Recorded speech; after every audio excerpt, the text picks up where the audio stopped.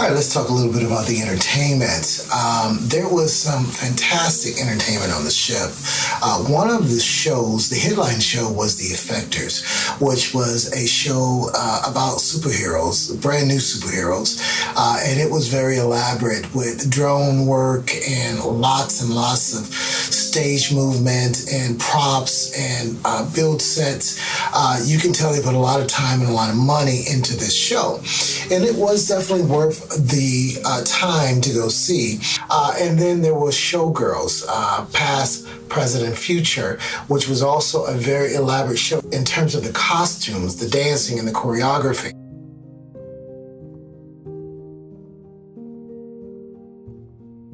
Book of Seven, which was probably my favorite show just because it had so many different elements to it. It had the singing, it had dancing, it had the acrobatics, and also the contortionist and live music. It was definitely a phenomenal show, done also in the 270 row. And I'm starting to see this more and more on cruise ships where they utilize those LED screens in the back, moving LED screens, and to really give you an immersive experience. Very, very, very well done.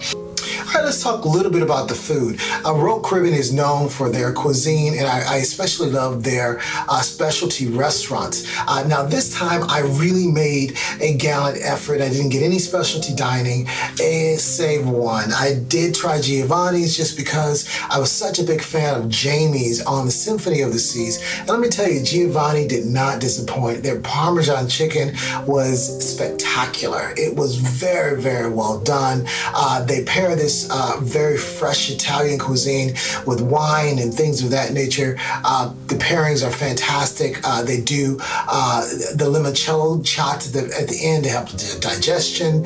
Just a very well done dining experience. Others around. Now, the buffet in general was smaller than what I expected for a ship this size, but it was definitely big enough to house all of the different types of cuisine that they were trying to allow us to have. Now, they also had cafes spread across the ship. There was one right out at 270 called the 270 Cafe. There was one downstairs next to Sorrento's, the pizza place. And let me tell you, I still love their pizza. Their 24-hour pizza, well, it's only open at 3 a.m., but their pizza place is legit. Very, very fresh and delicious pizza there that you can get late night. And I had a few too many slices late night for myself. But they also have Izumi, their sushi spot, and a couple of the other specialty restaurants that you're used to seeing on these ships. Chops Grill, which I did purchase the key program again, and so they give you that lunch on your embarkation day, and it's part of the Chops menu there, and so did enjoy the specialty restaurants that you're used to seeing were here on the Odyssey of the Seas, and again the food was quite delicious even in the main dining room. So this is my first main dining room experience from start to finish, and it didn't disappoint. I really did enjoy the food in the main dining room. Now, as with all these mega ships and spectacular ships, there was so much to do. The iFly ripcord, the skydiving simulation, which was fantastic. I tried that. The flow riders, still not brave enough to try that yet. Let me know in the comments if you've tried it and whether you survived or you wiped out. Laser tag was off and on.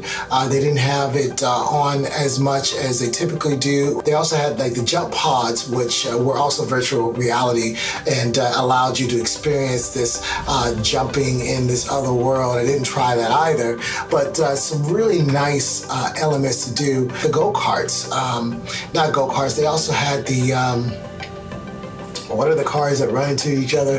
I can't even think of the name right now, but you know what I'm talking about. The cars that crash into each other. They also have one of the most adult-friendly arcades I've ever seen. Some really interesting games there that I would even play if I had more time. So the ship's technology was very advanced. It was very new and contemporary in terms of the type of offerings that they had on the ship.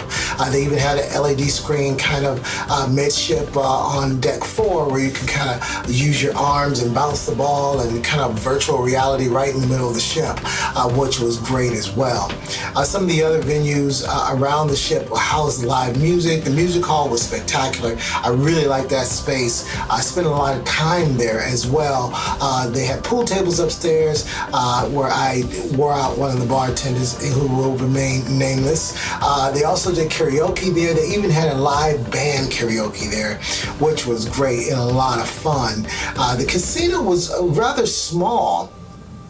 The casino was rather small for this space. I've seen casinos on ships half the size, twice as big. So I don't know if that was a deliberate design intention there, but I did notice that the ship casino was small. All in all, the Odyssey of the Seas was a fantastic experience, smaller and different than the Symphony of the Seas, but all on its own can hold its own. Very, very, very, very nice ship. I enjoyed being on it. Lots of things to do. Cannot run out of things to do.